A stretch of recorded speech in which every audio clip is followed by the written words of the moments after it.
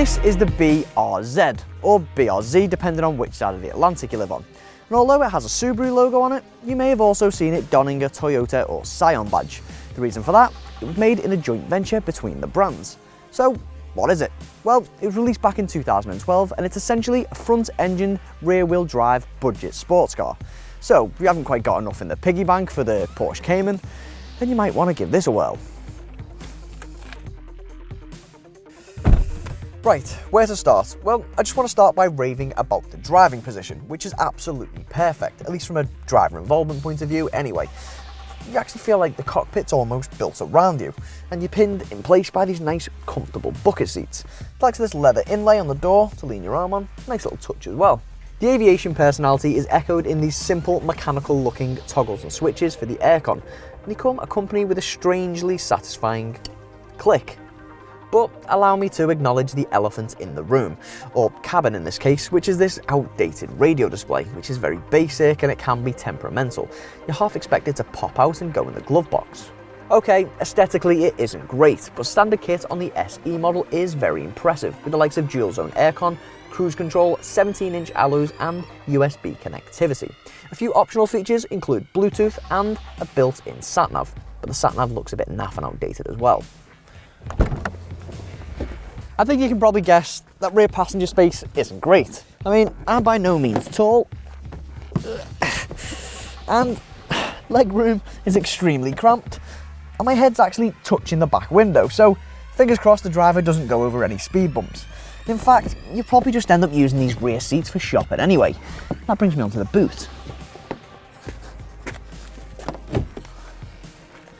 With 243 litres, it's actually smaller than your average Super Mini. But you know what, if you configure the front seats in the right way and fold this rear bench down, Practicality is actually pretty decent, for a sports car anyway.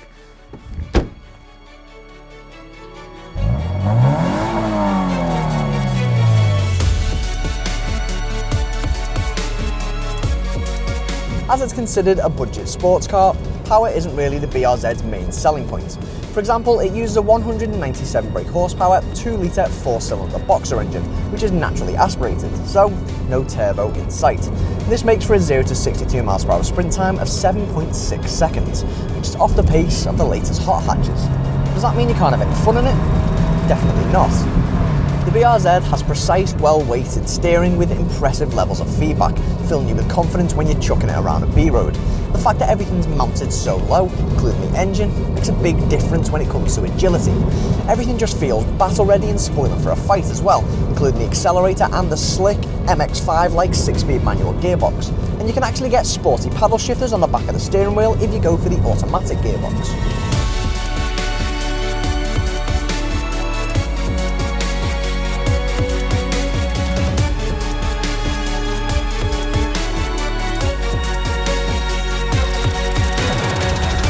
The suspension is firm enough to stop you rocking all over the place when you go into a corner, but it won't give you toothache if you go over a bump.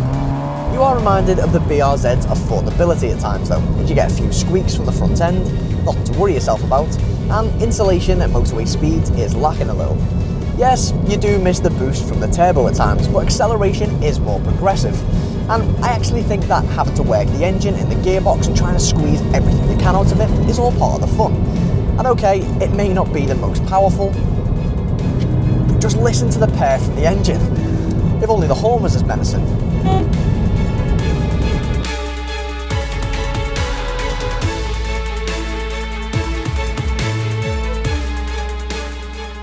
So what do the words affordable and budget mean from a price point of view?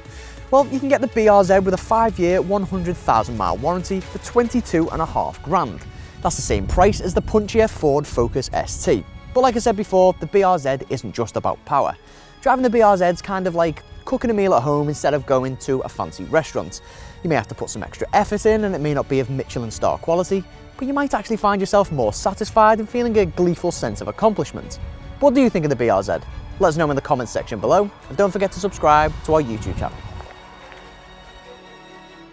To research your next car and find great deals, visit carkeys.co.uk, and to watch more reviews, click one of the links at the end of the video.